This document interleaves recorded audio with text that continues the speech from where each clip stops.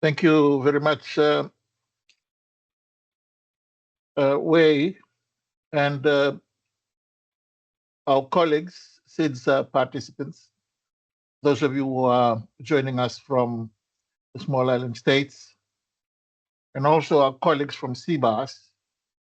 I want to, first of all, welcome everybody to this webinar series. And I want to thank you very much for those of you who are doing this activity in an hour that is outside your working time. We very much appreciate your making yourself available so that we can conduct this virtual meeting, noting that there is a marked difference of time between our relative stations wherever we are located throughout the world. So thank you very much and welcome today. And also I want to refer to the agenda that was circulated by the Secretariat earlier on to guide the proceedings for today. Unless if there is any major objection, I propose that we should follow and have that agenda to guide our proceedings. If that is so, then I will commence with a welcome remark, and that will be followed by our colleagues from CBAS. And while I'm saying this, I'm also hearing noises. There are people waiting in the lobby, and I trust that they will be given access as they approach our webinar. So in that respect, I want to say good morning, good evening, or according to the precise time of the day, and a warm greeting to all of you, our colleagues. Some of you, I think we all know each other very well today, who are participating and joining us from across all the small island regions and our partner institutions, particularly those who are joining us from Beijing. A very warm New York greetings this evening. It is indeed my pleasure on behalf of the United Nations Department of Economic and Social Affairs to welcome you to this follow-up webinar on utilizing Big Earth data for the SDGs in small island developing states. Now, we are jointly organized with our colleagues at the International Research Center for Big Data for Sustainable Development Goals, CBAS. Colleagues, just a few weeks ago, many of us participated and we were with each other at the 2025 Capacity Building Workshop in Beijing, where together we explored how Big Earth data and the geospatial technologies can be powerful enablers for sustainable development. I have the memory of that workshop, which brought us together over, I think, 20 of us from 11 different SIDS. This was a truly diverse and inspiring group, in my view, united by a shared commitment to harness the data, the science, and the innovation for the implementation of the Antigua and Barbuda Agenda for SIDS, and of course, the 2030 Sustainable Development Agenda. Now, today's webinar is both a continuation and a reflection. It is a chance for us to look back and assess how have the tools, the knowledge, and the platform introduced in Beijing being applied, what progress has been made, and what challenges remain as we work to integrate Earth observation and AI-powered analysis into national SDGs monitoring, disaster resilience, and long-term development planning.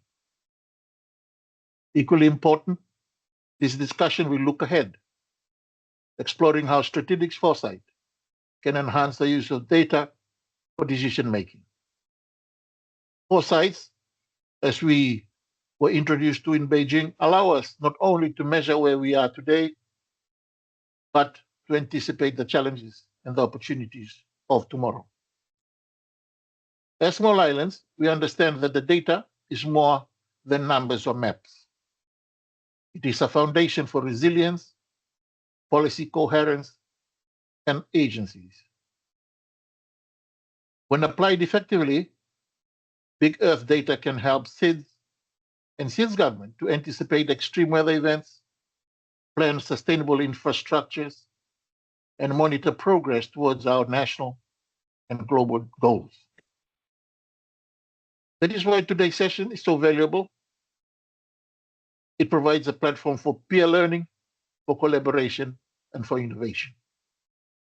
And it takes us a step closer to establishing the SIDS network on big data for development policies and action, the one that we decided that we would like to establish. And it was a key outcome of the proposal that we made in the outcome of our Beijing meeting. Today, we will also hear some more about the ideas of a dedicated online platform, a password-protected space connecting SIDS representatives with experts from CBAS and UN DESA to facilitate real-time exchanges, technical guidance, and shared learning. This could become a practical component for the UN Technology Facilitation Mechanism and the 2030 Connect platform, bridging data expertise with policy actions.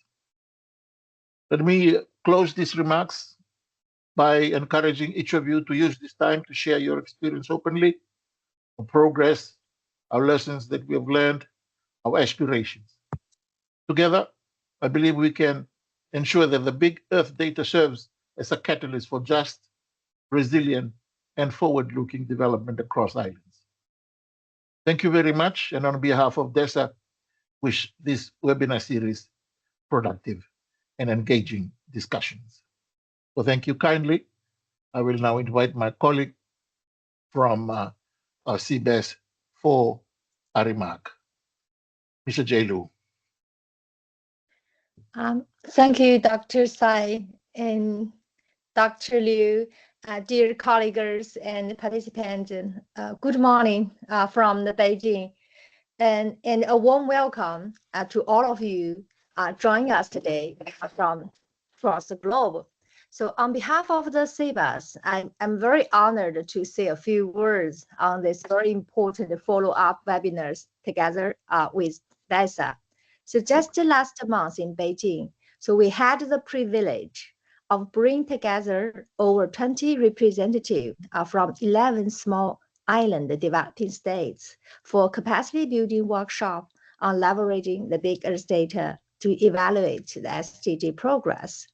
And this workshop indeed a milestone in our shared journey towards strengthening the use of the geospatial technologies and big Earth data for the sustainable development. And I believe today's webinar is a concrete next step forward, and it is designed to share how the knowledge and tools are being applied in your national context to understand the challenges that we are facing and to explore how we can further support you in integrating these resources and into your policy and planning process. So we are particularly interested in hearing about your experience and ideas, especially as we consider the development of a dedicated online exchange mechanism to facilitate the ongoing dialogue and technical support between the SIDS representative and CBAS experts. So I believe today's exchange mechanism could serve a key feature of the UN TFM and 2030 Connect, helping to ensure that the benefits of the big Earth data and foresight are accessible to all. So I hope that all the colleagues will actively engage in today's discussion, share your insights, and help shape the next phase of our collaboration. So I would like to take this opportunity to thank DESA for organizing such a workshop and for your contributions to the SIDS countries. And I wish all the colleagues have a very productive session today. And thank you all for your engagement and the participations. So thank you.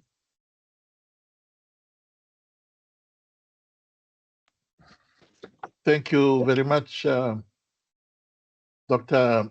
Liu, for that kind remarks.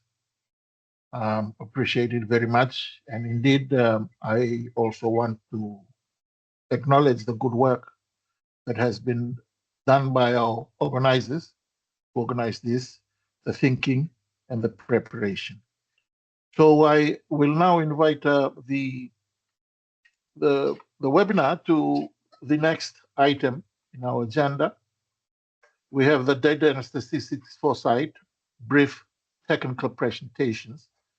What we have as presenters and facilitators, we have Madam Azima Adam from UNDESA, Dr. Wei Liu from UNDESA, and Dr. Yuchu Kin from the CBAS, together with Luis Gonzalez Morales from the UN Statistics Division, making presentations under these items. And I will now request them in that sequence to please make their presentations. Thank you. Thank you. Thank you very much, Sai. Welcome and good morning, good evening to all the colleagues. And I'm happy to see very familiar faces in this webinar. And it was a very wonderful and a very productive workshop that we had just last month.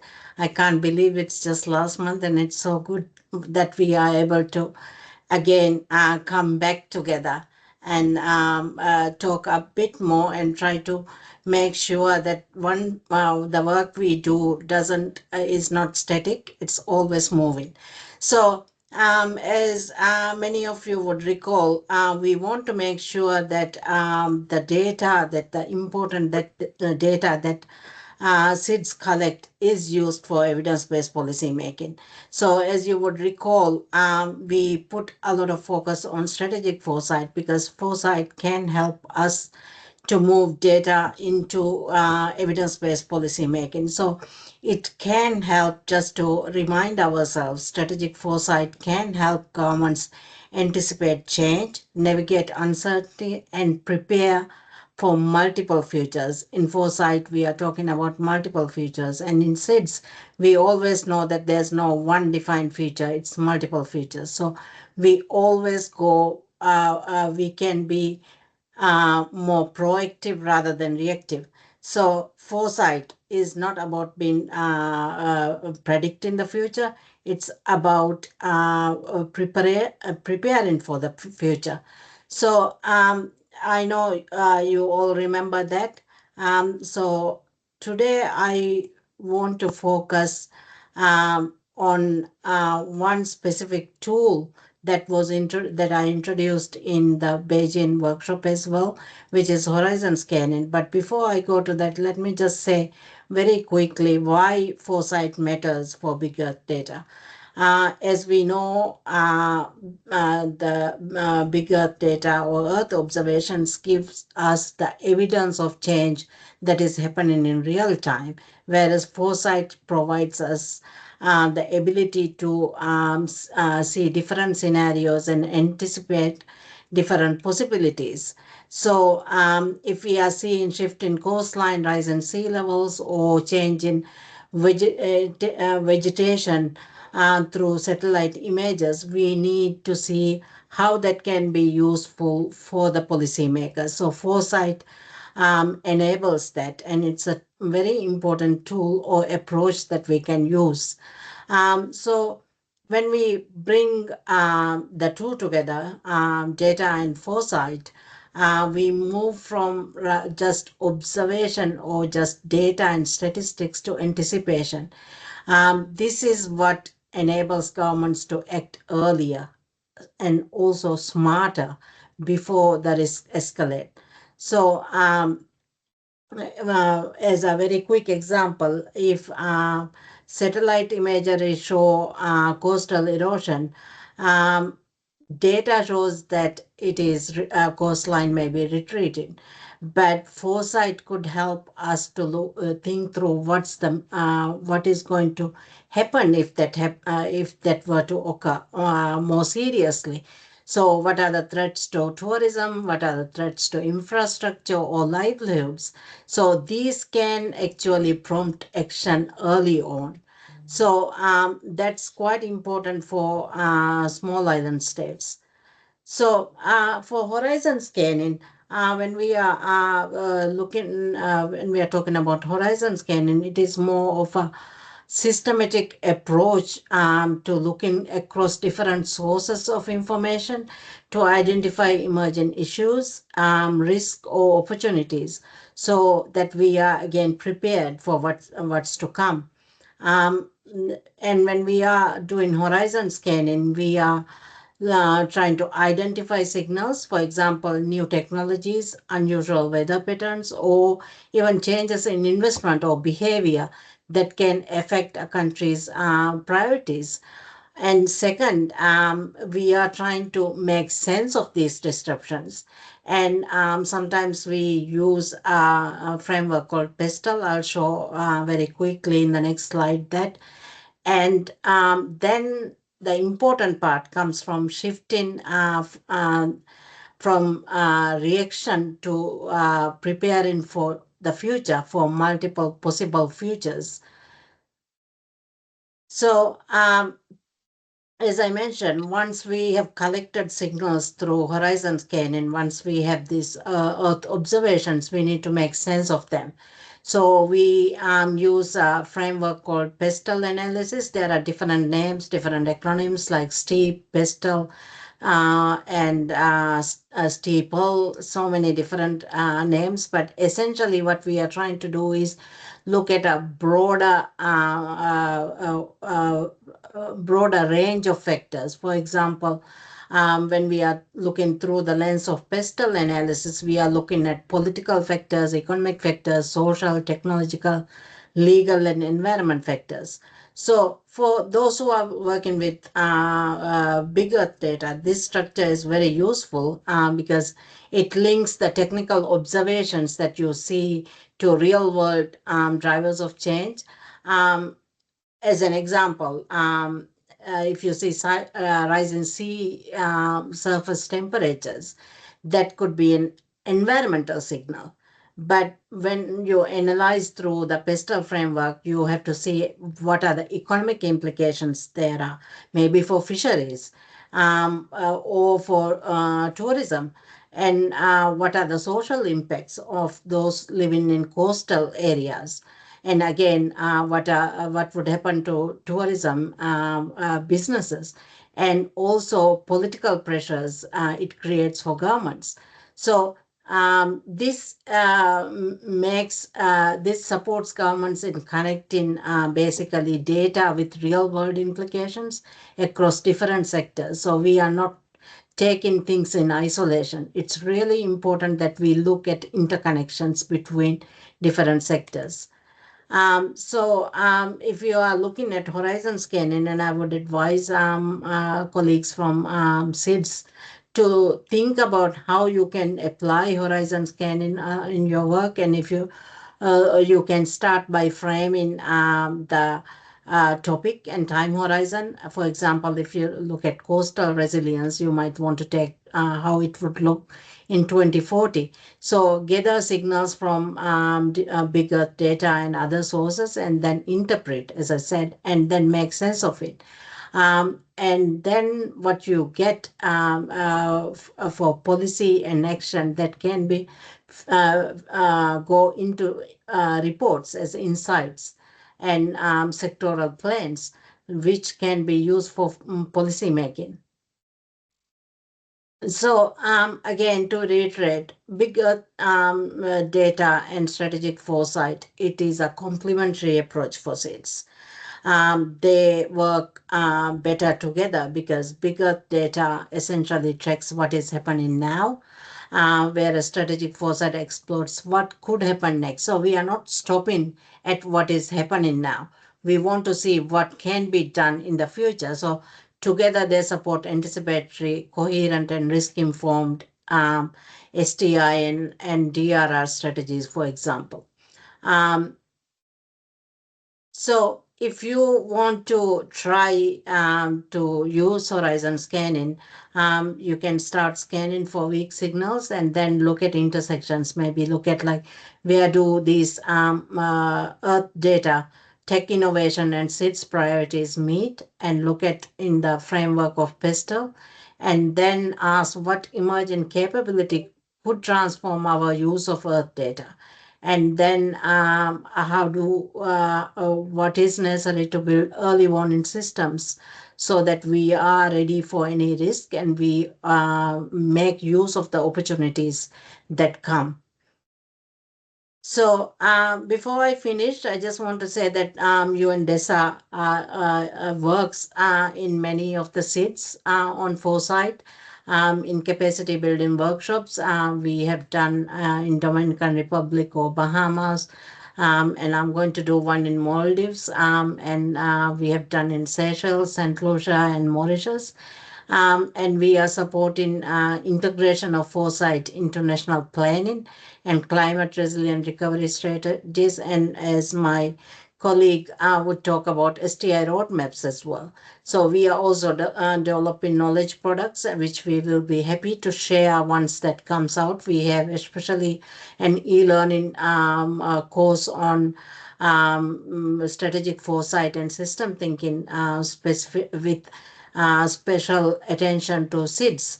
So we are going to work much more on Pacific SIDS next year as well. So in conclusion, foresight is again not about predicting the future, it's about preparing for it. UN DESA is committed to helping all SIDS governments to embed foresight into public institutions, planning systems, and data use.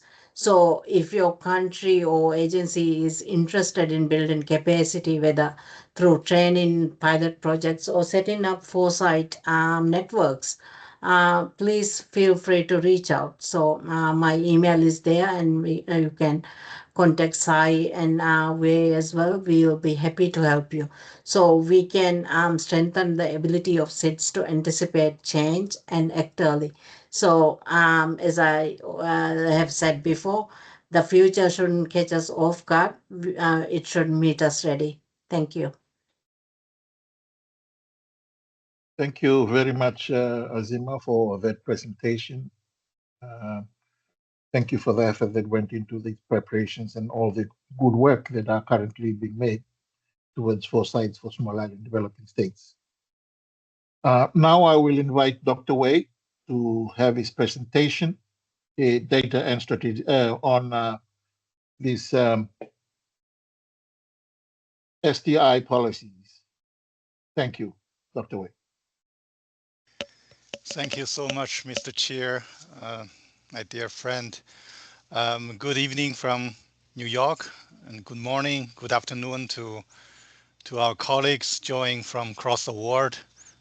It's a great pleasure to welcome you again after the successful capacity building workshop in Beijing last month. The workshop, as my colleagues mentioned, has brought together 11 small island developing states. It's actually representing a diversity and dynamics of SIDS community. I want to refer some numbers. Right after the workshop, our UN colleagues has done a post-workshop survey, and the results showing that 95% of participants found the sessions are highly relevant to their national work, and more than 80% expressed a strong interest in continued collaboration. So this webinar is our direct response to that call for sustained engagement. So today I would like to just follow up Dr. Azima's presentation on the recap a few key points from the foresight. I want to follow that and introduce one of the core themes emerging from our joint work, which is the use the strategic foresight and geospatial information to guide national SDI roadmaps. In the context of the 2030 agenda and the Pact for the Future, science, technology, and innovation are no longer optional instruments. They are central to addressing complex and interconnected challenges, from climate resilience to digital inclusion.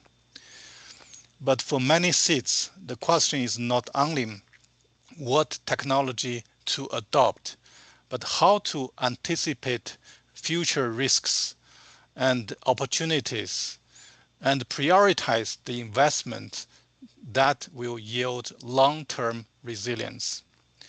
So this is where SDI roadmaps informed by the big Earth data and foresight approach can make a real difference.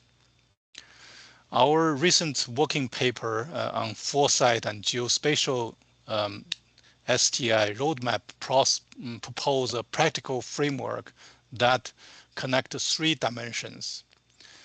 One is data intelligence, which is using satellite-based geospatial information to generate timely location-specific insights. And second is strategic foresight, applying a scenario analysis, horizon scanning, which Azima just presented, and anticipatory visioning to anticipate future developments and uncertainties. Then the third thing is the policy integration. Translate this insight into actionable SDI roadmaps that align with national priorities and SDG targets. When combined these elements, which will help the governments move from reactive policymaking to proactive planning, from monitoring today's data to shaping tomorrow's development pathways. I think today's workshop is mainly to hear your feedback on applying this knowledge, particularly the data products getting from CBAS and other sources in Beijing, and hear from you what are the practical challenges and the questions from your side. And you actually can see that in this virtual room, you gather a vast and broad range of expertise. And we are here to support you. And this is just the starting point. And we want to continue engaging with you to provide virtual, at this time is virtual, technical support, and if needed, other type of support to you to directly implement and apply the knowledge you have learned in Beijing last month. Thank you. I will stop here. Back to you, Mr. Chair. Thank you very much, Dr. Wei, for that very, very encouraging contribution and for the support that you're offering to the small islands in the field of SDI. And we are very glad that you're leading this exercise on behalf of you and DESA. Now I will now move to the next speaker on our agenda, which is Dr. Yu Chu Quinn from CBAS for an introduction to CBAS data platform and the draft overview guide of CBAS data intelligence platforms. Hello, you hear me? Very well, thank you. Okay. Thank you, Chair. And it's Yu Chu from CBAS. I will give you very brief overview of our bigger data platform, just from technical part, technical perspective. And today, with a lot of participants of this webinar are old friends from our CBAS and also from you and DESA. And it's you watch this slides again and again. And but today I will show you this slide from different view. It's in my opinion, CBAS started a new paradigm for SDG. It's a big Earth data plus AI for SDG. And I will start because it's started like 7 years ago in the long journey. We started very beginning from the infrastructure. Now we provide the different way to support the SDG research, and we have the data and the platform which on top of the infrastructure, because infrastructure is the computers, just the hardwares, and operate with the operating systems. And we develop data sites, and we have the platform. And on top of the platform, we developed a lot of applications which are featured with big data and artificial intelligence. That means CBAS could provide deliverables at a different level. From the bottom is the infrastructure. Any users could access our infrastructure, and we also provide data and platform which have different virtual machines and also softwares. That's but users also could use our applications which developed for SDG. That means our platform is featured by the cloud enable, it's scalable, and also it's data driven, and we provide the AI capacity, and it's web based. For sure, it's SDG oriented. That's a different view of our system from the. 玉厨 Hello. Yeah. Hey. Your slides doesn't change. You can. Okay, I understand. That's the first page, because lots of slides are the same like last time. So I will give you a little picture of our slides. Hello? Yes, we can hear. Yeah. It changed. Continue, other please. Slides. Continue, please. Yeah. It changed? No. Okay. Yeah, it's fine. It's fine? Yeah. Okay. This is a new figure to show the paradigm of CBAS from the technical point. It's we are trying to develop the data plus AI for SDG from the basic infrastructure to platform and to SaaS. We want to provide deliverables at the different level. That's in my opinion, that's the basic idea and of CBAS. And then I will give you a very short introduction to our infrastructure. It's a two cloud platform. It's a bigger data platform and SDG cloud platform. We connected them together, provided the very large volume storage and also very high the computing capability, and we can provide the virtual machine and the containers online, and also with the GPUs and the CPUs to users, and any users could access our infrastructure from different levels. I'm trying to recap all the infrastructure and the data set used our in a short time. And here is we also have the SDG site. It's a kind of sensor to quantitative characterizing human activities from space. It's also the first scientific satellite for SDG in the world. It's featured with the nighttime satellite data, which capture the energy and also human activities. Next one is we have the large volume data resources for SDG. It's like we have not only have the very long time sentinel imagery, we also have the different type of data with the from the very microscope to the very microscope.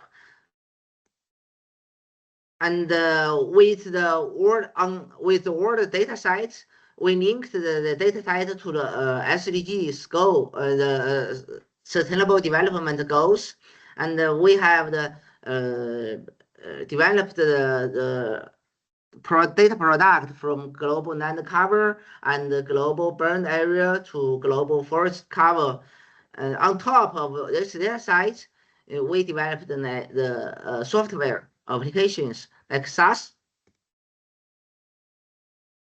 It's we have the on-demand computing platform, which provide the I would say it's provide the soft tools for the medium level or professional users to do coding and process the data and also visualize the data. We also provide the end users some on-demand analysis tools.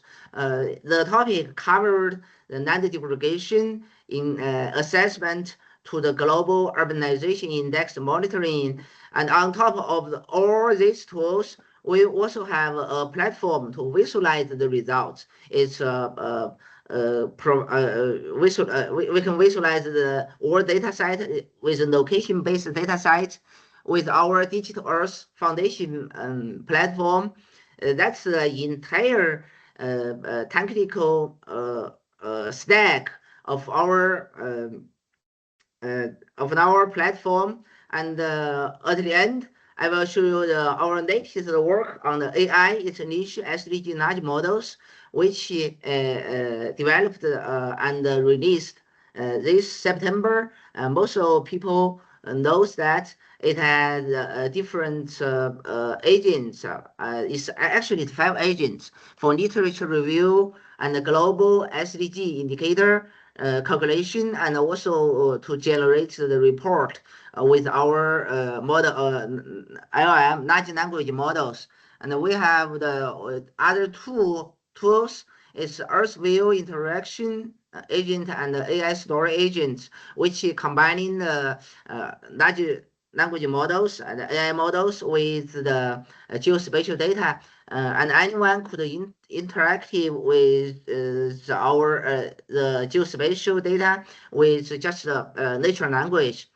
Okay, that's why it's just a recap of our work and from a different perspective. I'm sorry because I tried to use the different model, but it failed. Okay, thank you. Any questions? Thank you very much, Dr. Keen. This is a very illuminating and a very informative presentation. It never always ceases to amaze me, the technology and the information that is available. And I'm looking to the future and how this could be harnessed and made more available so that people can have it at their tips of their fingers, so to speak. And thank you very much, Dr. Keen, again for that presentation. Thank you. Thank you. I now want to, first of all, welcome and acknowledge his presence, Luis. Mr. Morales is the chief of the Data and Innovation sections at our Statistics Division here at the United Nations Department of Economic and Social Affairs.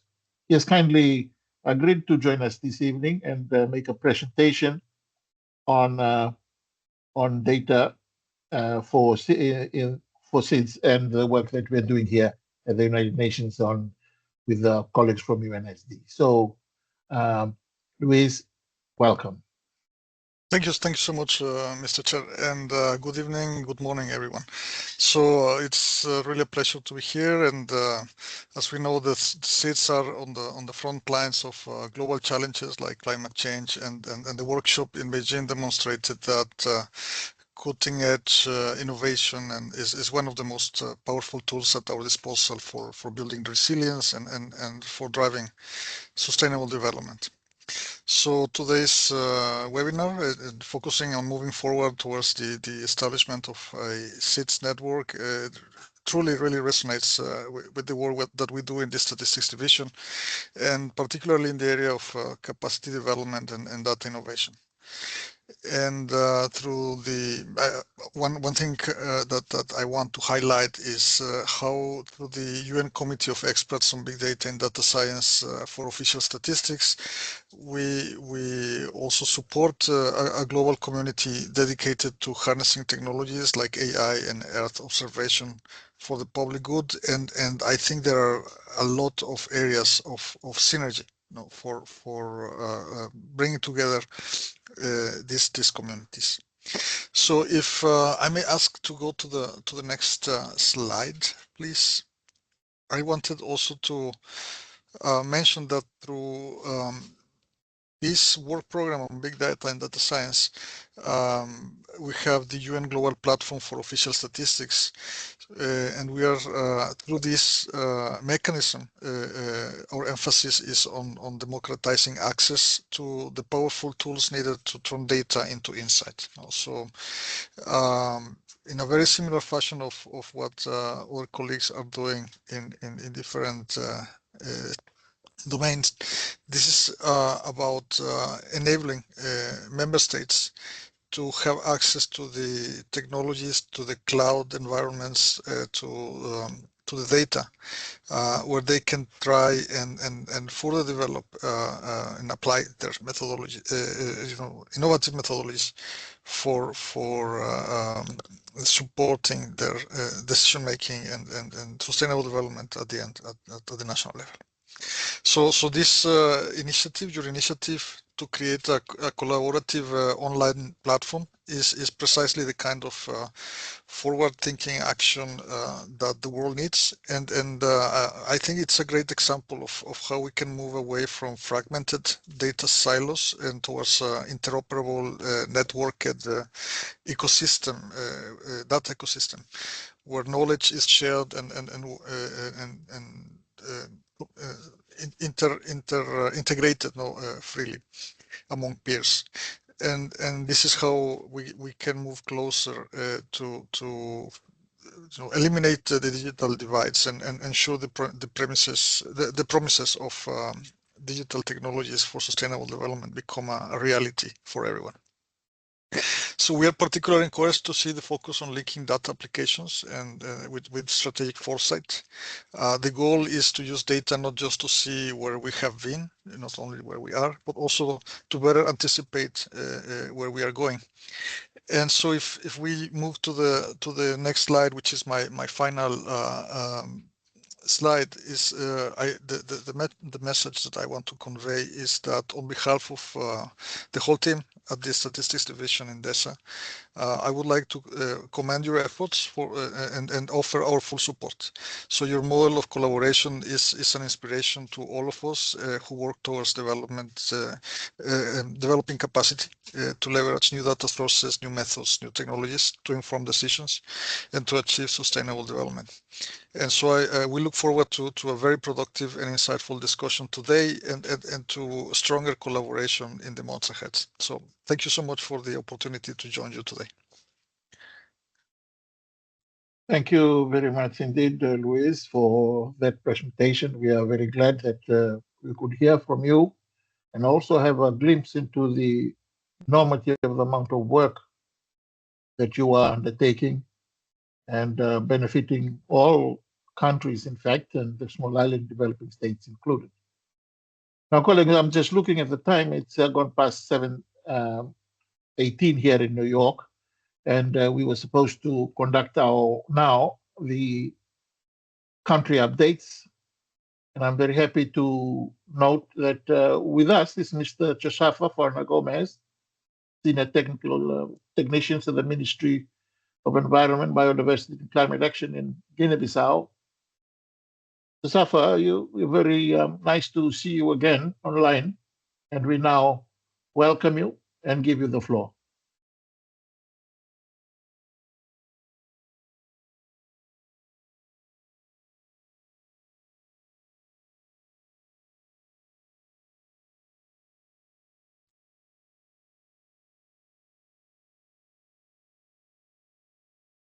I am seeing Josafa online. I haven't seen him unmute his microphone. Just wondering whether he is hearing us. Mr. Gomez, can you hear us? If you can you please turn on your microphone?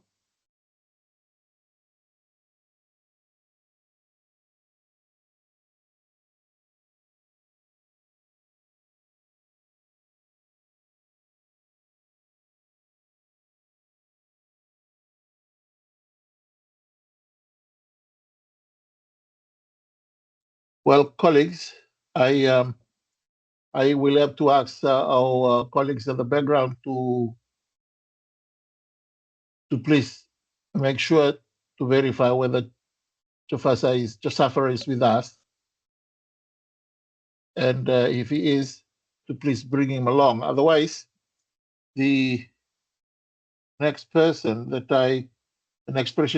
that I have here on the agenda would be another update from a member country.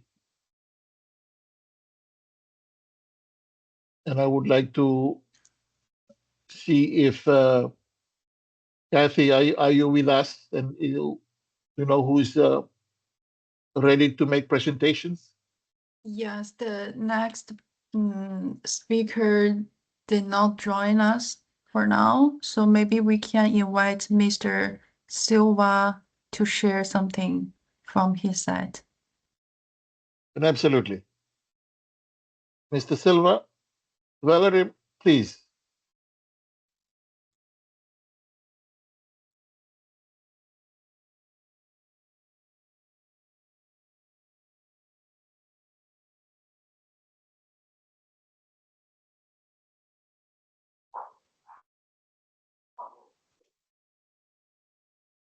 I now see Josafa. Bonsoir. Bonsoir, Josafa. We are waiting for you. Thank you. It's nice to actually hear your voice, and we would like to see you as well and hear from you. How have you been? Oui, oui, je suis un peu. J'étais sorti, je suis un peu occupé, c'est pour cela. Je ne sais pas si vous entendez le français que j'ai en train de dire. Very good. Now, can somebody interpret that for me, please? Ah, ok. Vous entendez le français? C'est bon? Is there a French-speaking person?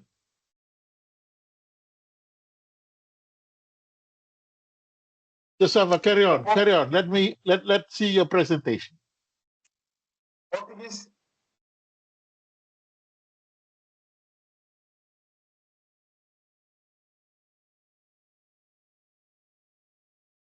Very good. Mr. Sai, I just wonder, this is way here. I just wonder, may I invite a colleague from UN GGKIC, Mr. Sandro? Yes, please. Sure, I understand please. you probably can help us to do not word by word, but some kind of an introduction. I mean, just briefly highlight the key messages our friend from Guinea-Bissau just presented. If you don't mind. Okay, I can support it.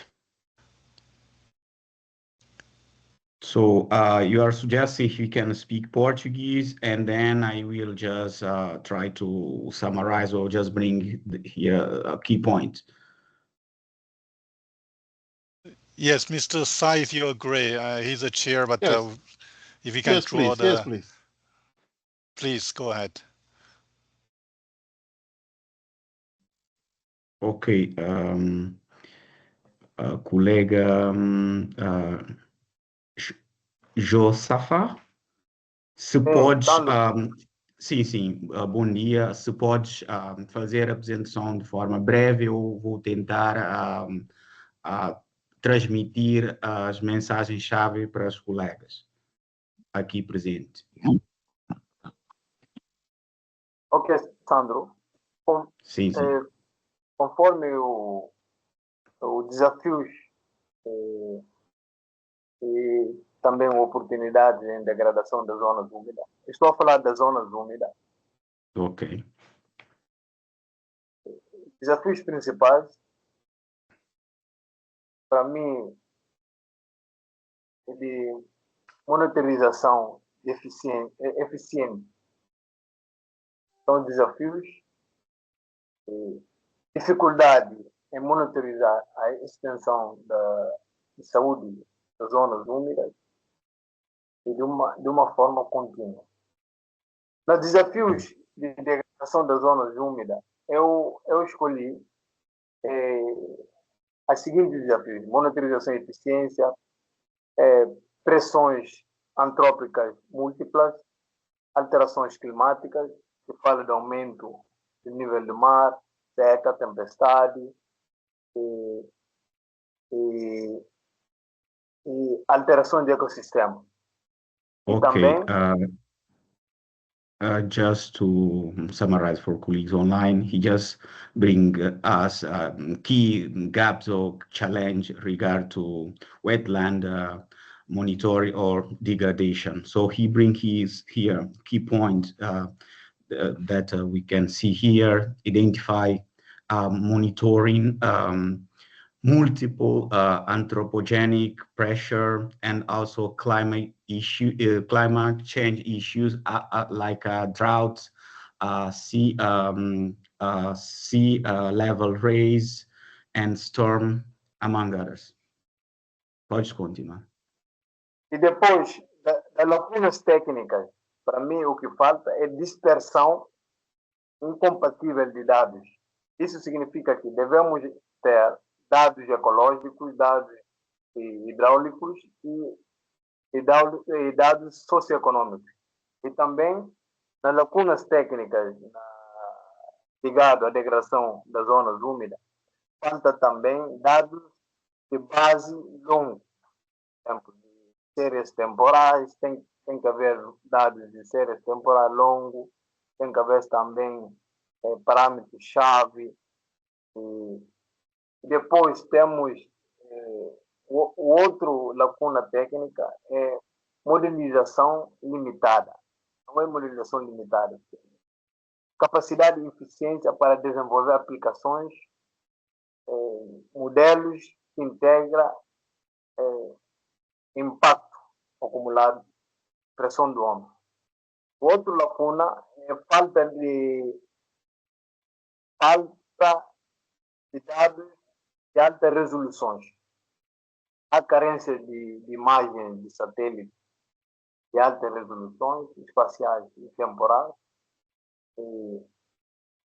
Para mim, o que eu acho, o que eu falta no nosso domínio ligado às zonas úmidas, há carência de imagens satélite, dados de sensores remotos, que pode monitorizar a degradação das zonas úmidas em tempo real. Ok, apenas deixa-me traduzir essa parte para não alongar e perder as informações aqui que estás a partilhar. Ok, just to bring here key point, he mentioned about challenge in terms of capacity building and data in terms of wetland data, also remote sensing data, very precise and detailed capacity building to, gaps in terms of capacity to develop models to monitoring wetlands, and also challenge of anthropogenic pressure in these wetlands. Yes, pode continuar. Vamos para a oportunidade de colaboração. Na oportunidade de colaboração, eu acho que é uma oportunidade, é uma criação de uma plataforma nacional de dados de zonas úmidas. Isso significa que vai haver um agregado de dados múltiplos que vai nos facilitar, recolher todos os dados.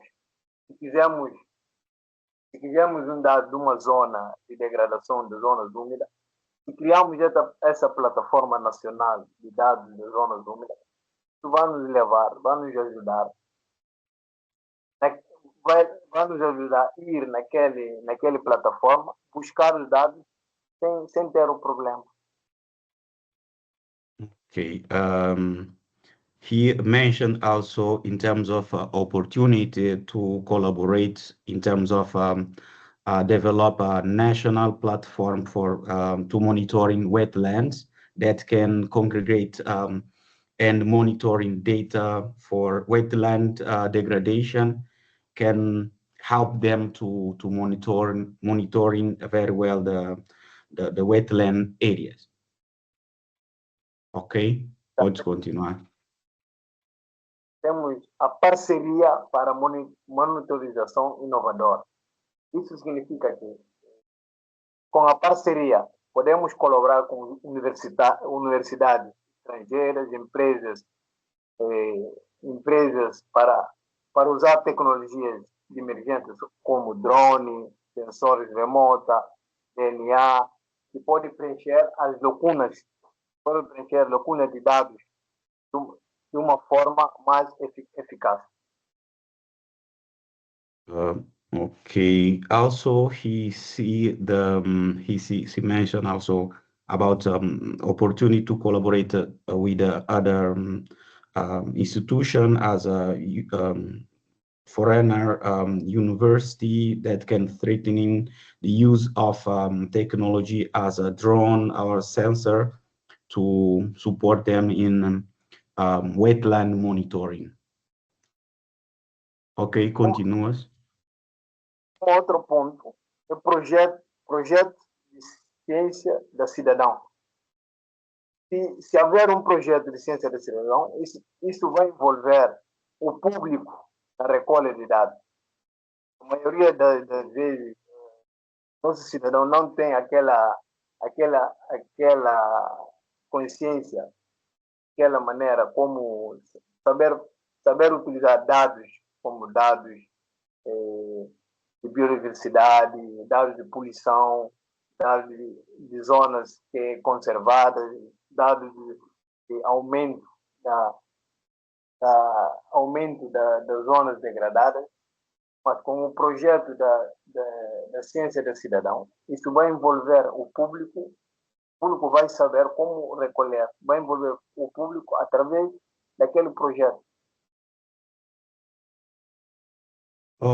Somente para clarificar, esse projeto do cidadão, vocês já têm esse projeto, vocês querem implementar esse projeto? Nós queremos mesmo. Okay.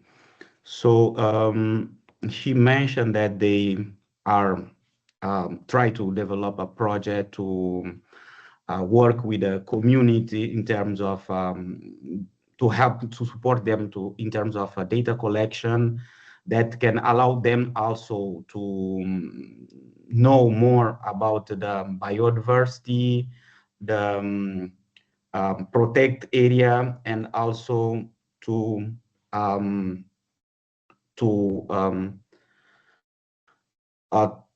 sensibilize them how to base, of course, in scientific data, how they can protect and take care of their wetland.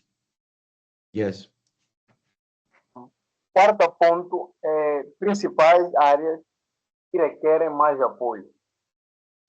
O que nós é infraestrutura de dados para investir numa plataforma tecnológica, plataforma mais robusta para gestão, partilha e análise de dados geoespaciais em tempo real.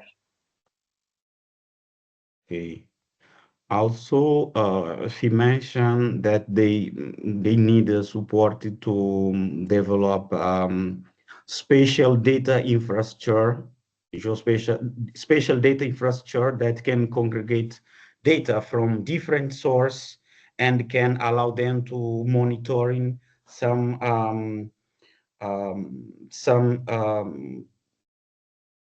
to monitor some of protected wetland area in real time.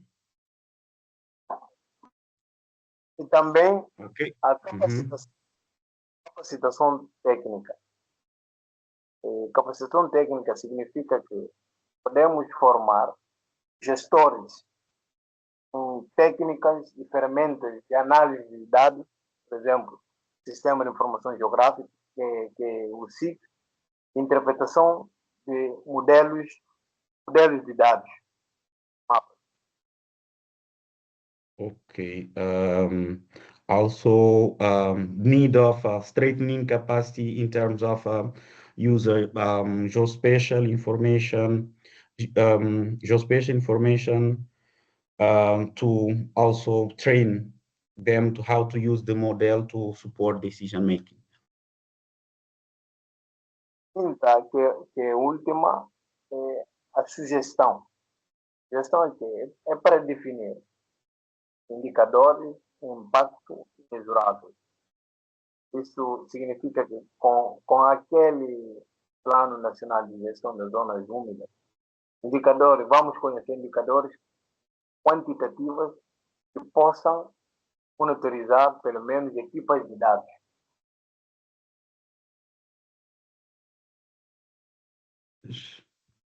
Okay. Yeah, he mentioned also about based on the national planning, they have some kind of indicator that they want to monitoring. So if with support in terms of capacity build, in terms of tools, in terms of integrate platform that allow them to track those indicators. Temos também a implementar a avaliação de estudo de impacto e também estabelecer um sistema de alerta precoce. E alerta precoce, nós vamos utilizar dados de satélite, sensor remoto para detectar sinais de degradações. Por exemplo, perda de vegetação, contaminação de solo, subsolo, que permitem ações corretivas rápidas antes de danos sejam irreversíveis. Okay. Okay. He mentioned also need of use quantitative data, but also sorry, pode repetir a última parte porque não. Sim, eu disse. Por exemplo, podemos implementar também avaliações de estudo de impacto baseado em dados. Isso significa que vamos reforçar o processo de estudo de impacto ambiental, exigindo análise de dados históricos. E também temos estabelecer um sistema de alerta precoce. Esse sistema vai nos ajudar a utilizar dados satélite, sensores para detectar sinais de degradações, perda de vegetação, contaminação de solo, subsolo. Okay.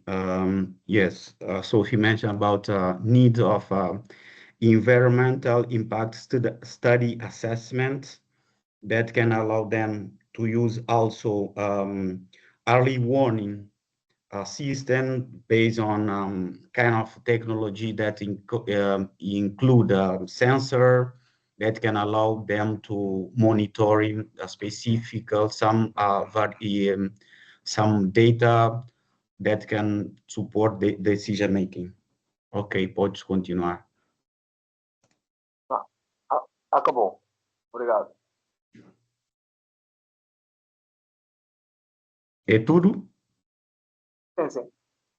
Okay, that's all from Guinea-Bissau side. I hope that you managed to get some key points, some key challenge and need in terms of strengthening capacity build in terms of use geospatial information, also remote sensing technology, sensor, and also in terms of specific training in use of UAV, drones, or among other sensors to support them in terms of land, wetland monitoring, and strengthening local capacity in the community, how they can also support the national environment institution in terms of data collection, but also how they can protect better the environment. The overall is that he mentioned in his presentation. I hope that I support you in this translation. Absolutely, Sandro. Over to you.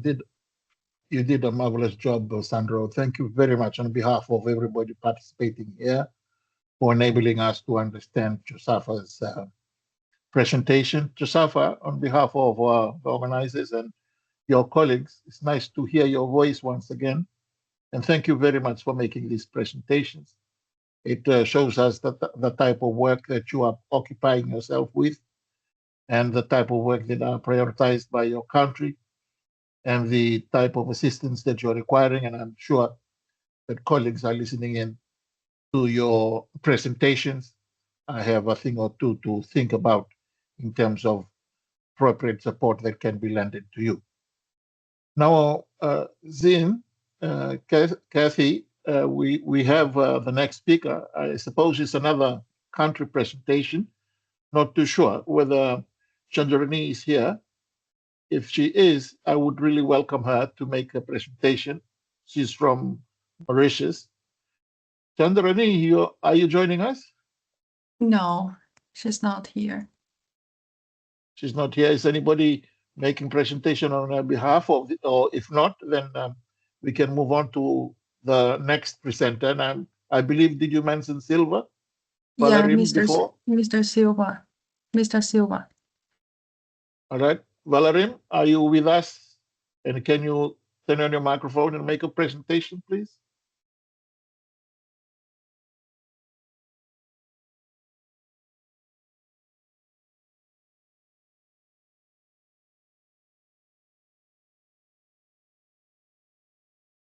Well, Kathy, it seems to me that both Chandradi and De Silva, Valerim, are not able. I can see Valerim with us, but I don't know whether he can get himself to unmute his microphone and join us. I don't see Chandradi. But if Yes, this, I have given them the access to unmute. I'm not Okay. sure whether, yeah, he made some issues from his side. just one more opportunity for our colleague, Valerim. If you are hearing us, you are really most welcome to unmute your microphone and make your presentation.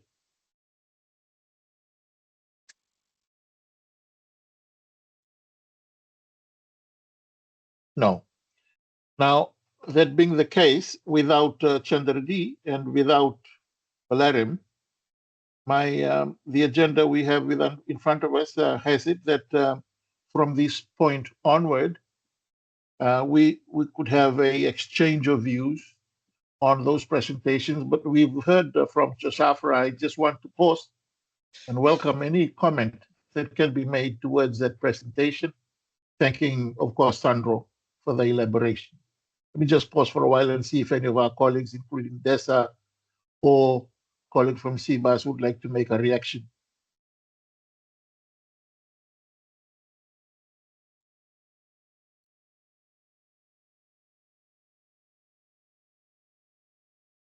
Yes, Dr. Liu. Thank you, Mr. Sai. I just want to acknowledge that all these key challenges highlighted by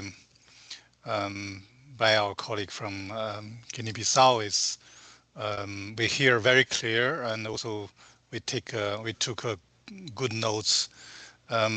This is actually a lot of challenges are not just for Guinea-Bissau. I understand it. It's probably cross-border to other small island developing states. This is why we think it to be useful to have this network launched and sustained,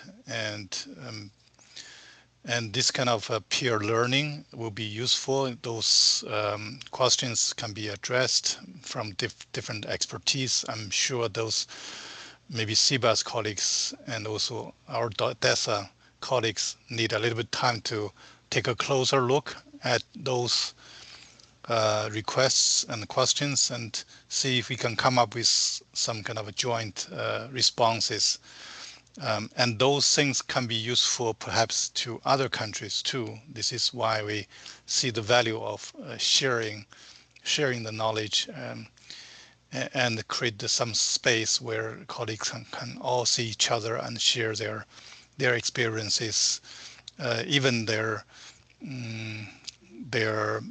obstacles facing by them. So those are particular issues we like to, from UN side, from international expertise, we like to draw upon so that to having particular responses to those particular questions. So targeted responses. I just want to post on here. Absolutely, Dr. Lu. Thank you very much for those reactions.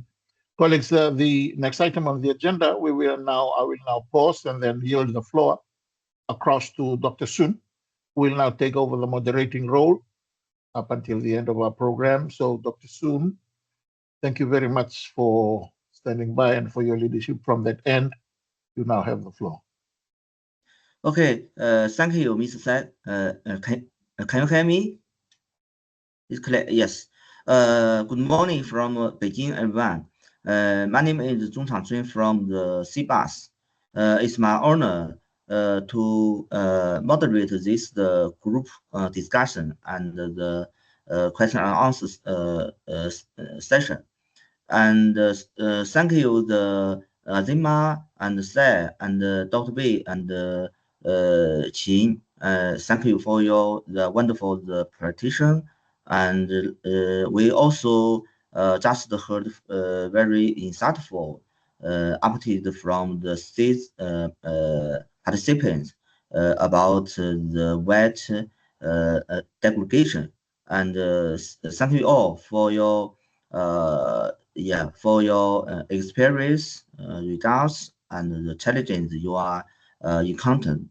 Now, in this segment, we would like to open the floor for broad discussion. We encouraged all the participants to share your views on the first one is the common challenges you are facing in using big data for SD monitoring and planning. The second one is the technical and the capacity, the gaps that need to be supported by the CBAS and the UN DESA. The last one is the opportunities for the collaboration among the SIDS, CBAS, and the UN DESA. Now, please feel free to raise your hand, use the chat function. Yeah. Firstly, I would like to invite the Mr. Silva to say something. Xinyi and Mr. Silva is not here. We can see Mr. Silva is here, but yeah. Mr. Silva, if you can hear us, please raise your hand or yeah, okay. Sim, eu estou aqui, mas vou ter que falar em português como tenho dificuldades em expressar muito bem em inglês. Eu não consegui apresentar que não estou 100%.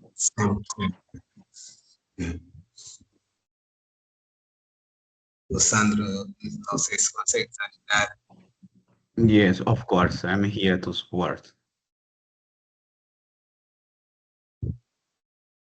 Yeah, Sandro can help him do the translate. Thank you, Sandro.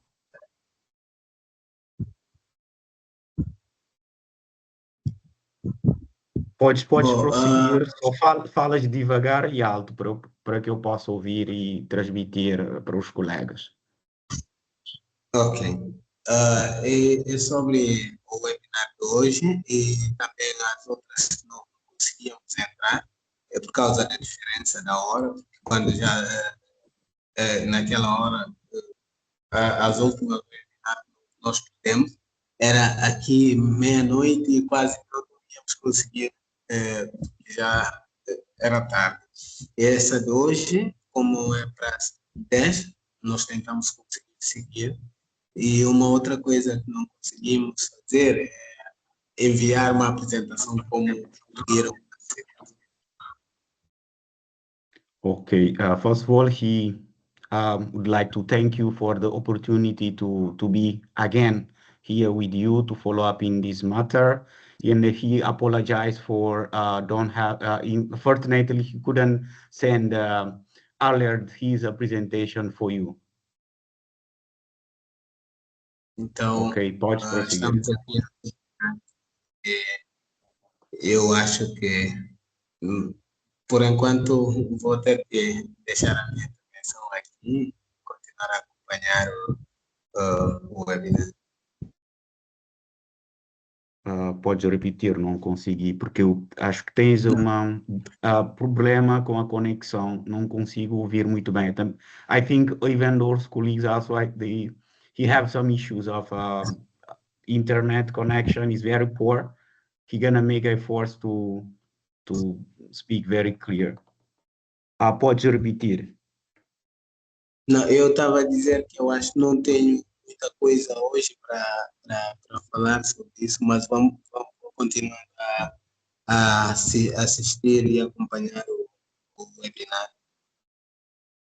Okay. No, he said like the overall, his colleagues present the overall challenge and the needs for Guinea-Bissau side, and he's glad to continue to hearing from other country perspective or what UN DESA or CBAS have to offer in terms of follow-up in these kind of webinar and so on, and look forward for future collaboration. I think, é tudo do teu lado. Sim, por enquanto, sim. Yeah, he said it's over for his side, and thank you. Yeah, over to you. Thank you, Sandra. Yeah, thank you for your support, and also thank you, Mr. Silva, for your opinions. And next speaker is the Mr. Gomez.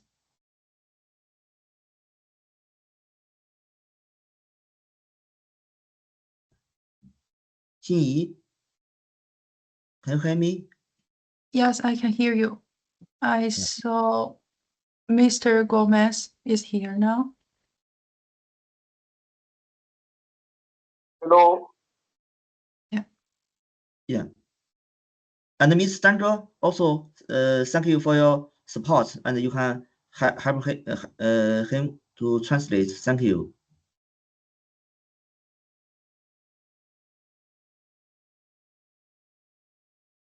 It's my pleasures. Yeah, okay. Mr. Gomez, can you hear me? Sim. And can you give us some of the comments and your thoughts about the challenges and the capacity gaps and also the collaboration? about the between the for your the SIDS country and yeah, do you want to say something? Sandro? Sim, sim, podes avançar, fala alto, pausar devagar para que eu possa entender e transmitir. Ok. O que ele está a dizer? Podes continuar.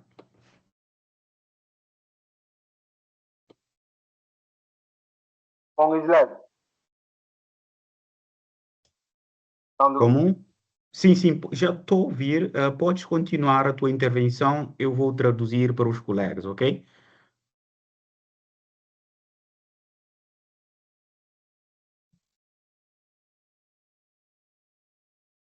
Ok. Na base é o desafio sobre degradação de zonas úmidas. Para mim, o que é melhor, o que vai nos ajudar aqui. E nós temos uma dificuldade enorme nas imagens, sensores remotos, como a tecnologia mais avançada. Temos a dificuldade. Isso é um desafio principal. E também a falta de conscientização pública.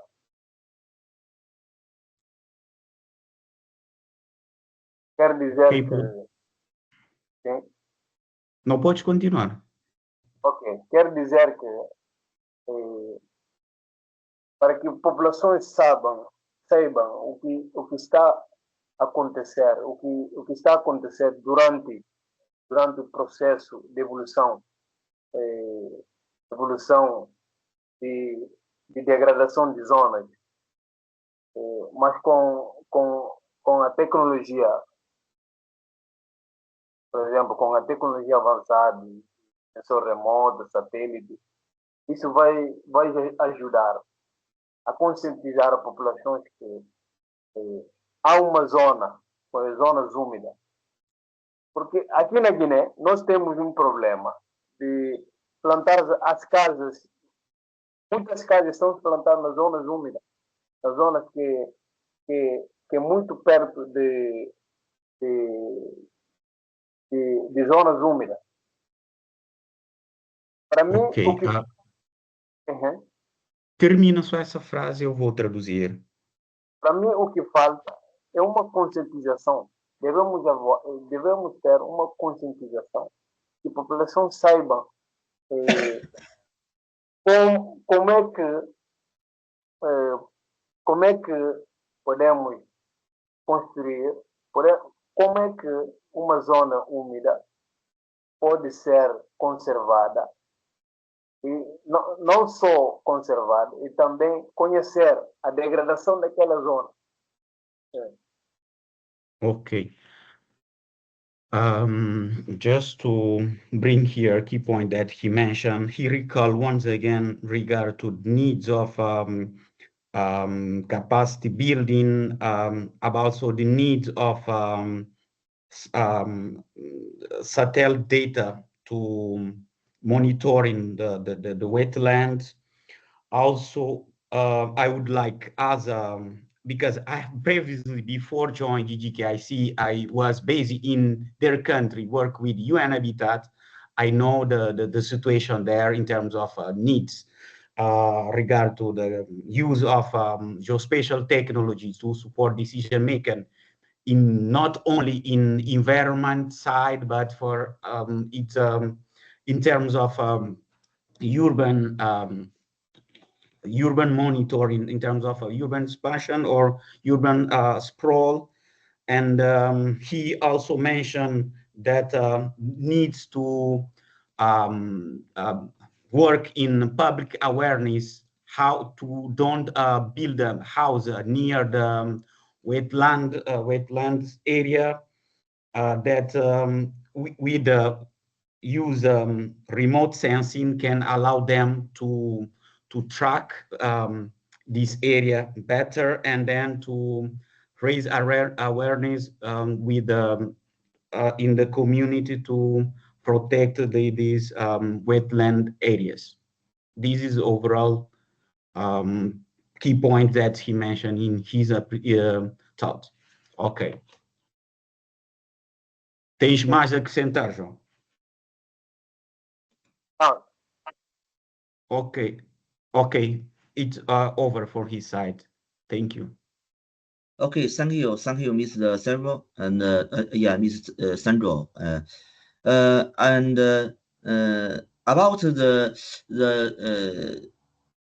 problem about for your the speaker mentioned some the problem in your country.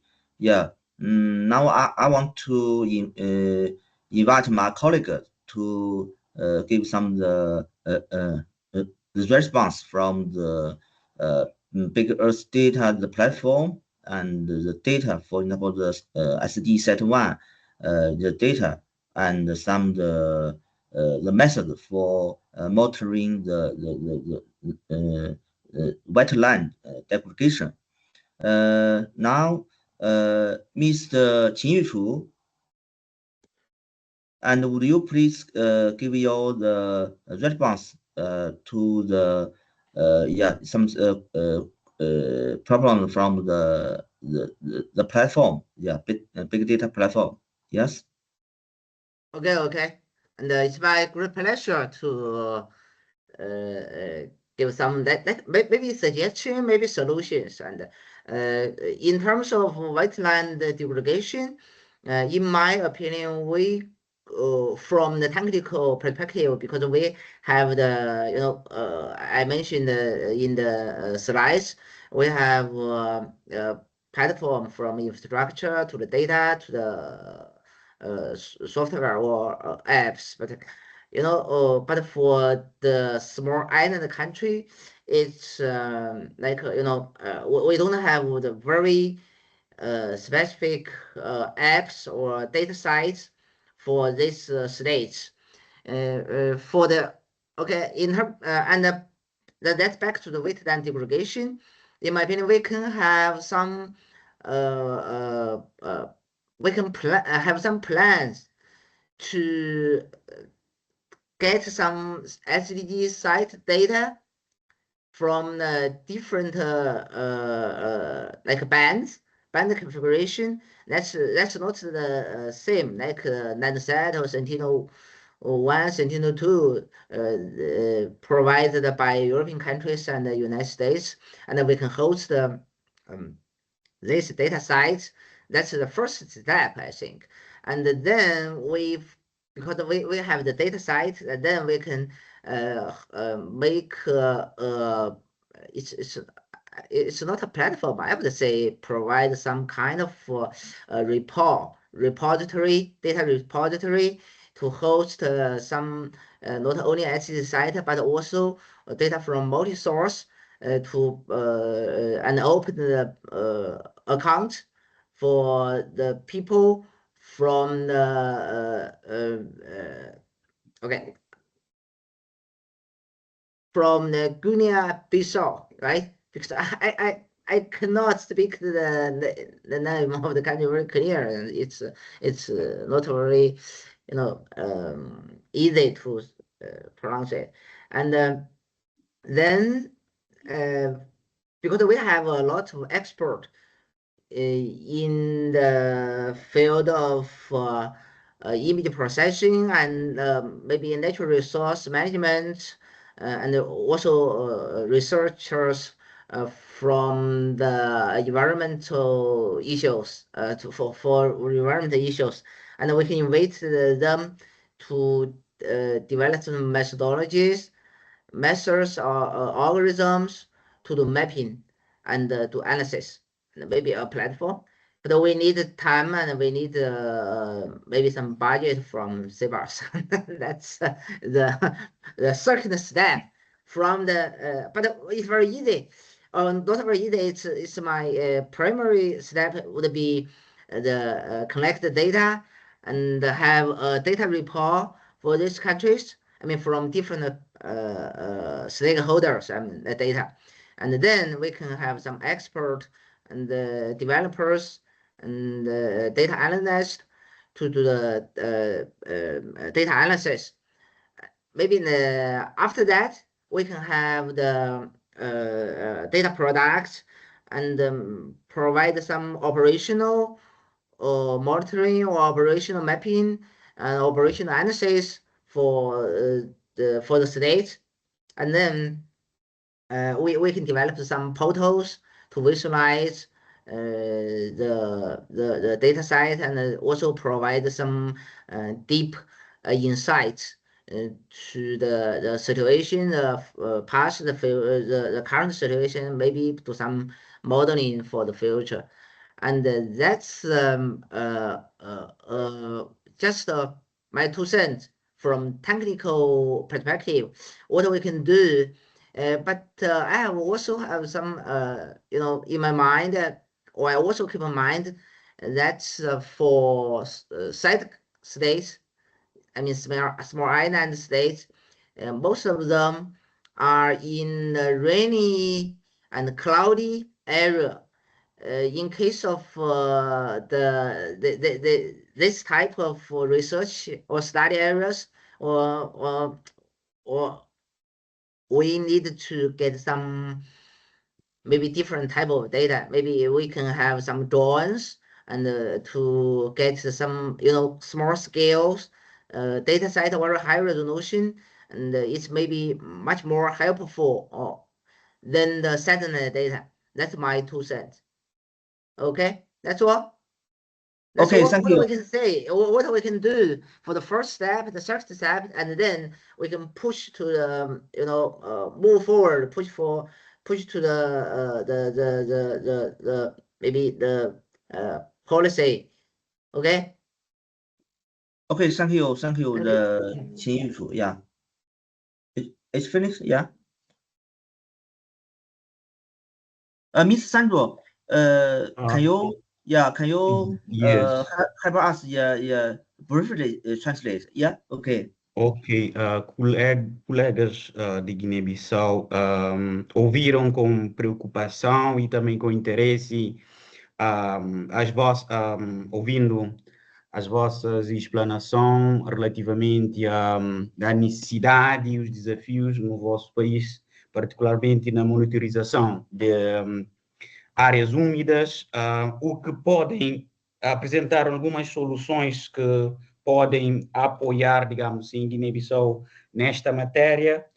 Primeiramente, a entidade está disponível a priori para vos apoiar na obtenção de algumas imagens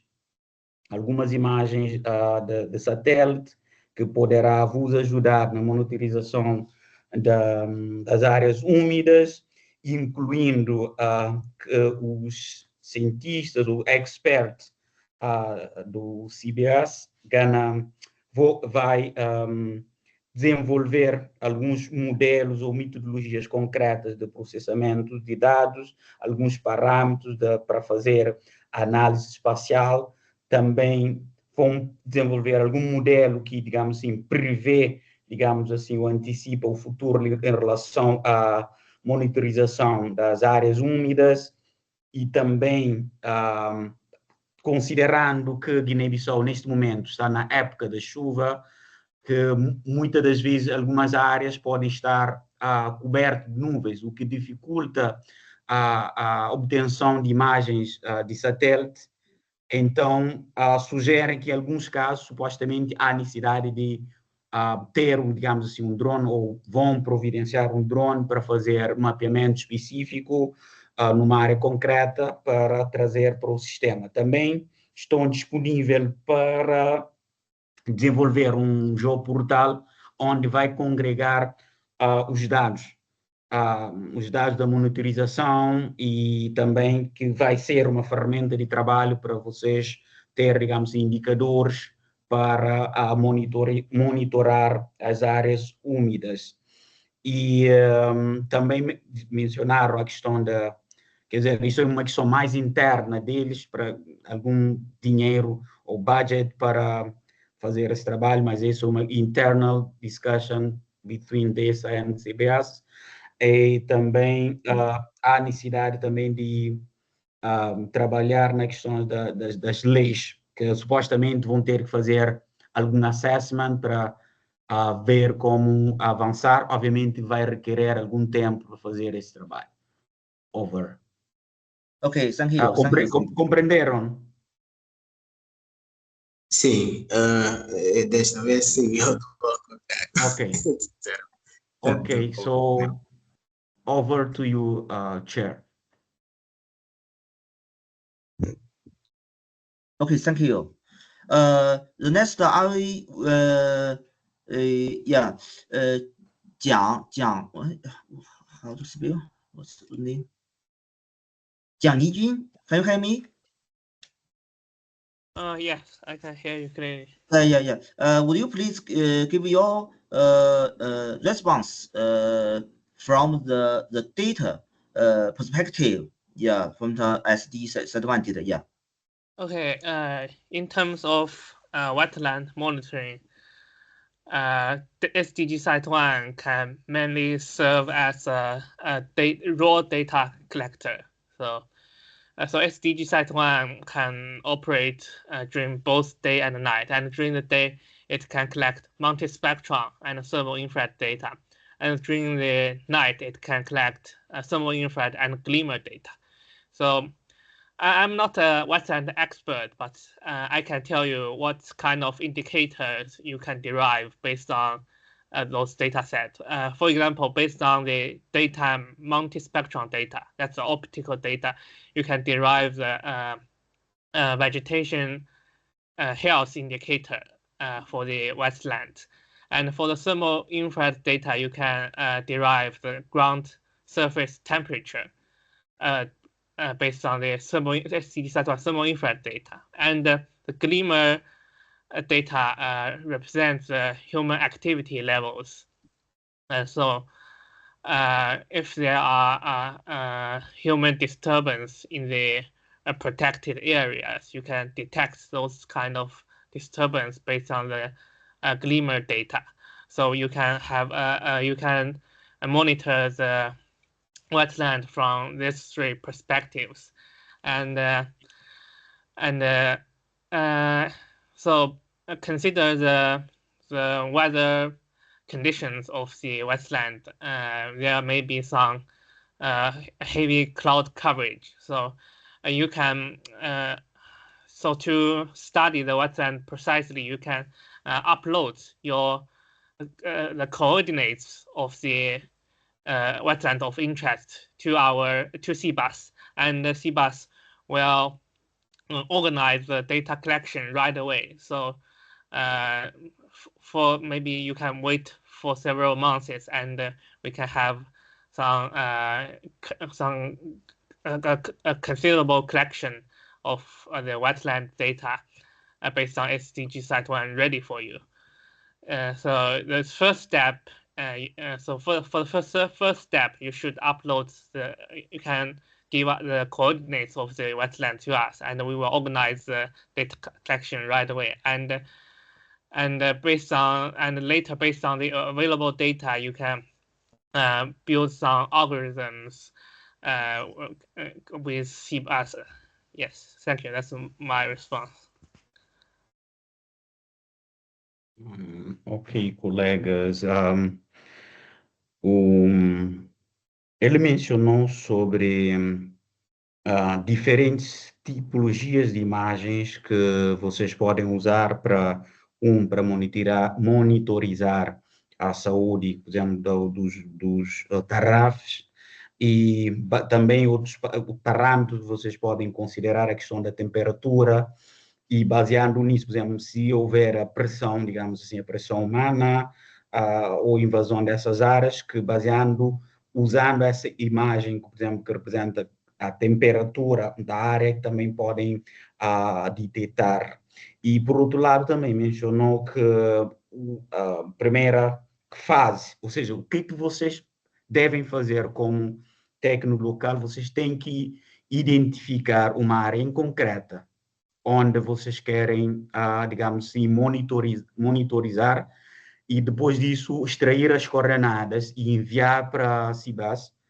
Eles vão, baseando nas vossas coordenadas, vão requerer essa imagem, ou seja, vão mandar satélite voar, ou seja, passar nessa área específica para fazer o levantamento, mas que demora algum tempo, alguns meses, e depois de eles terem essa imagem, vão desenvolver um algoritmo em concreto para monitorizar, ou seja, vão desenvolver o algoritmo que vai vos permitir fazer a monitorização dessas áreas.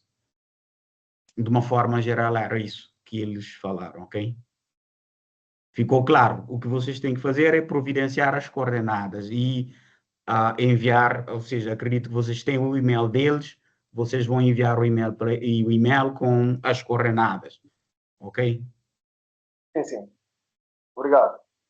Okay. They understood, so they're gonna provide the coordinates for you to move ahead with this. Over. Sandro, eu queria só dar um pequeno comentário sobre isto. Nós, no momento, estamos a usar o Global Macro Watch, por exemplo, para monitorar as zonas, a saúde Da Silva, sorry, desculpa, não consigo te ouvir muito claro. Se podes, não sei, se aproximar do microfone. Sim, estou a dizer que neste momento, para a questão do monitoramento do mangal e alguma parte da floresta, nós usamos o Global Macro Watch e Global Forest Watch para tentar seguir as alertas, porque os dados da plataforma não consegues ouvir? Consigo ouvir, mas falaste uma parte em concreto que cortou. Não consigo. Vocês estão a usar um software específico? Uma plataforma. Não, é uma plataforma que é o Global Mangrove Watch. E também usamos o Global Forest Watch. Global Mangrove Watch. Global Map Watch. Mangrove Watch. Ok, Mangrove. Global Forest Watch. Global. Ok. Essas plataformas são as únicas ferramentas que nós temos que têm dados quase em tempo real, que conseguem emitir alertas sobre a pressão nas florestas e no mangal. E uma outra coisa, nós conseguimos através da plataforma detectar as áreas que têm emissão e fazer a extração dos polígonos. Com essa plataforma, eu acho que podemos facilitar nessa questão de enviar os dados para o CBAS. Nós podemos fornecer esses dados a eles para poderem seguir. Okay. Just I'm gonna translate what he said, that nowadays they just use two kind of software or platform. One is a Global Mangrove Watch, and another one is a Global Forest Watch. And with these two platforms can allow them to do some work, of course, but is not enough.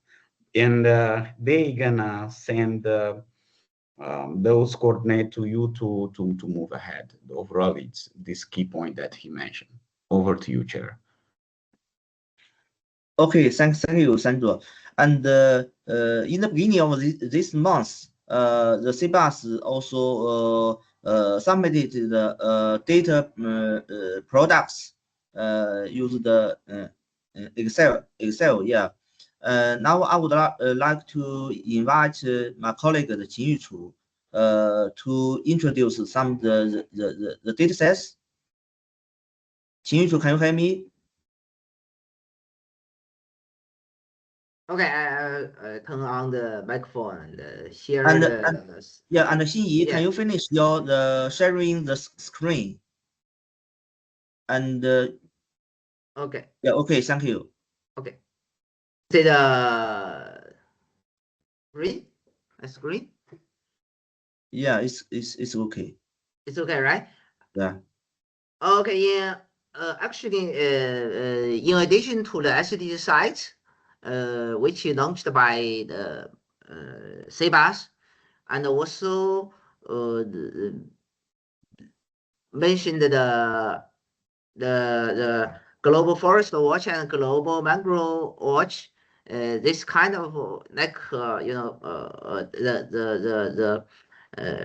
public available data sites. Now we also have some kind of other resources, and it's from the raw data.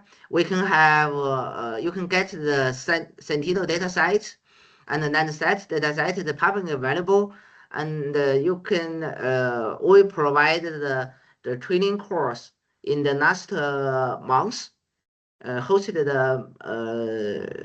during the FABAS conference, and it's you can extract information of the vegetation and the water volume and the water surface area. Basically, in my opinion, it's the degradation of wetland is basically pretty much the water change from the lake or from the river to the wetland, then to the just like farmland or something like that. So if we want to get the information on water and vegetation, we can have not only the public available data site, for example, the Global Forest Watch and Global Mangrove Watch, because it has fixed resolution and fixed the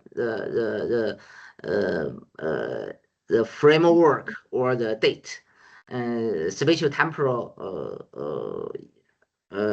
domain from different spatial temporal domain, and we can have our own models use the like we provided the tools here, use the deep learning AI tools, and also some machine learning tools, some models. We provide very detailed information in the spirit sheet, and but we can also provide the SDG set data site. That's it. Okay, thank you, Qin. And about how to monitor the wetland degradation, and I would like to invite my colleague, the Haiying and the Yubo, and you who can respond about the wetland and the mangrove, mangrove.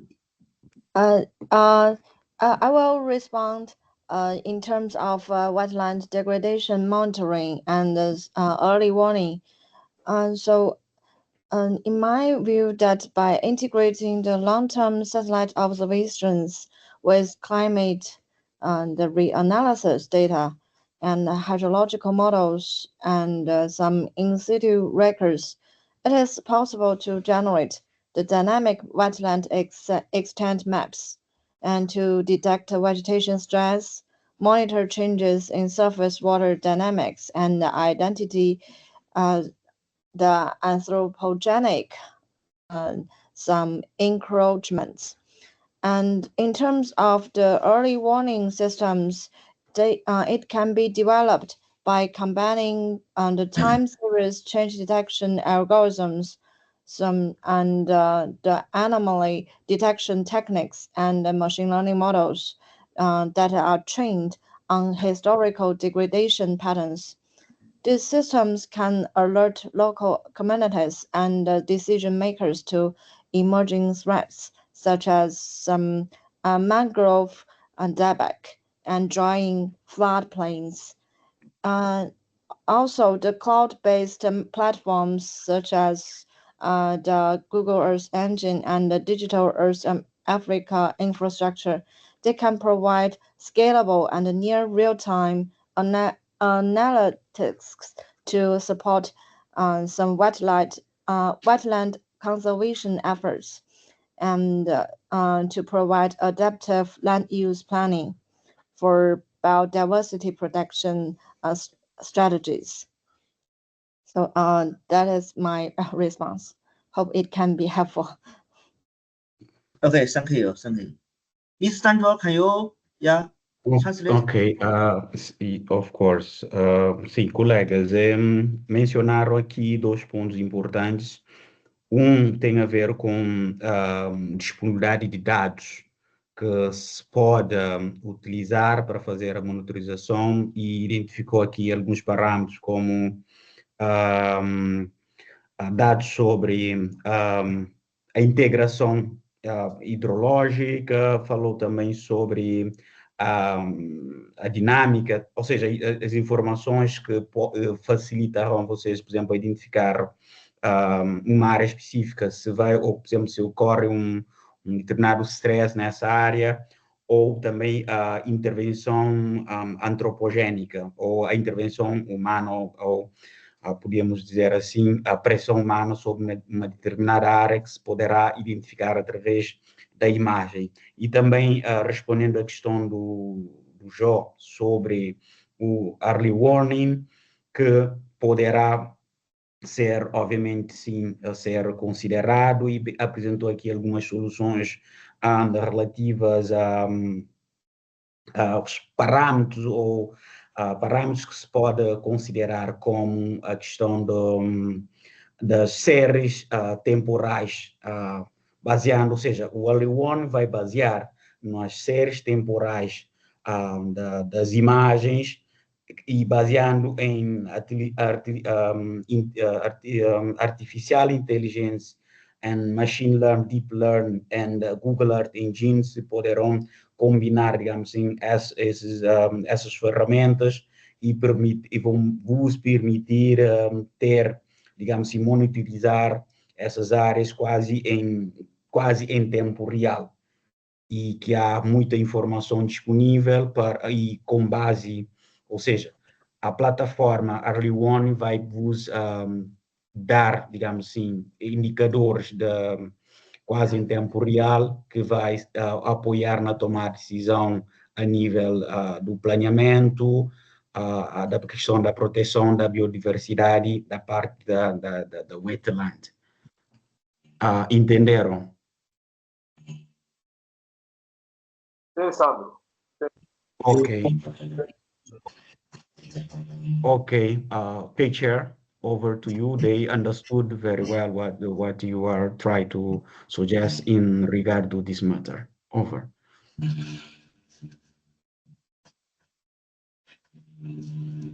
Okay, thank you, Sandra. And thank you, all the speakers. Thank you for my colleagues. And because of the time limitation, Sandra, I plan to ask some of the questions because of the time limitation. So and in next, I will, and in this week, Tuesday, I went to the Deqing, and Professor Chen Jun established the Moganshan Geographic Emission Lab. Also established the National Land Space Planning and the Geographic Emission Committee. It's my honor to join this committee. I think in the future, I look forward to collaborate with you. Sandra, thank you for your support. Okay, thank you. Okay. Also, just a quick one, just to mention that during this week we have a big event that we call Journal, that we had over than 60 people around the world. From 60, we received more than 60 participants, and we invite more than 40 countries to discuss the issue of use geospatial technology for the better world. But maybe we can later know more about you now. All the information also is available in DESA website. Over. Okay, thank you. Good. Yeah. Yeah, because of the time, yeah, we can move to another section. Yeah, Dr. the Mr. Sai.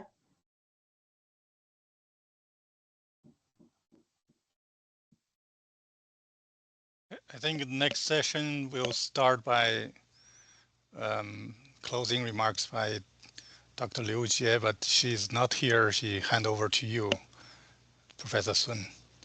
Yeah. Okay. Thank you, Dr. Wei. Yeah, dear colleagues, distinguished participants, and my old and new friends. Yeah. On behalf of the CBAS and our organizer, UNDESA, I would like to extend my sincere gratitude to all of you for your active and valuable contributions to this productive webinar. Also, good thanks to the experts from the UNGKIC, especially for Ms. Sandra. And I think yeah, committed to the meeting this momentum. In conclusion, today has reinforced that our partnership and not just about the data and the technology. Yeah, it's about the empowering the people and the policies for a more sustainable and resilient the future for all states. Thank you once again to our partners at the UNDESA, to all the speakers, and to every one of you for your participation. We look forward to our continued collaboration. Thank you. Yeah.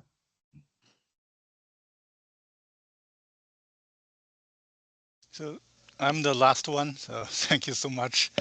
I'm probably the last people to stand between you and either breakfast or dinner.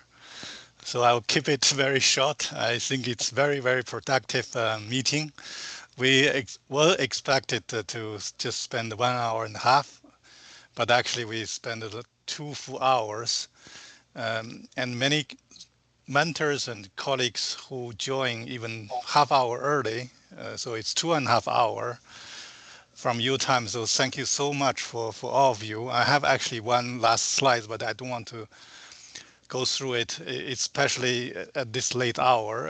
And I'd like to just highlight this, probably the first, it's the beginning of our conversation and beginning of our partnership. We can see this webinar is already stimulate some of the concrete collaborations and partnerships. And of course, with all your support, we can continue this momentum. I just want to mention that all the presentation, including PowerPoints and the records, will be made available on the website, where we will help to archive all this knowledge and information. So this will be the online knowledge place, together with all the information we had in Beijing workshop. This is we thought this is probably the best way to organize our information. So whenever you need it, you can access to UNDESA's website, particularly this workshop website. There's another webinar which will probably repeat the similar message again at the beginning of the introduction, but targeted to the different set of SIDS country with different time zones. So it's very hard to accommodate all SIDS countries. This is how we split to have two almost identical webinars. Of course, maybe the question from SIDS will be different. So for colleagues who joined today, I'm really pleased to see all these 3 DA project country are all here, I think. And I can see that the Sao Tome colleague kept trying to log in, but there's some reason we cannot get him in. But yeah, thank you so much for now, and really, really hope you have a very nice, good day in Beijing, in other part of the world, and evening in New York and other part of the world. Thank you. Have a good weekend. Bye bye now. Okay,